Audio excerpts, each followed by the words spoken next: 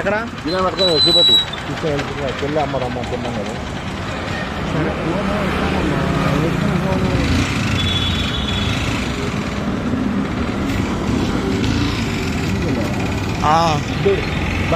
దాంట్కి వెళ్ళొచ్చుగా రావాలి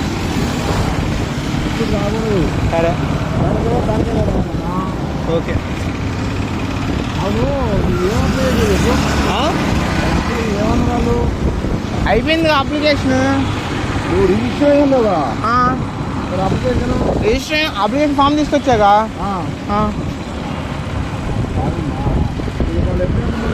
4వ తారీఖు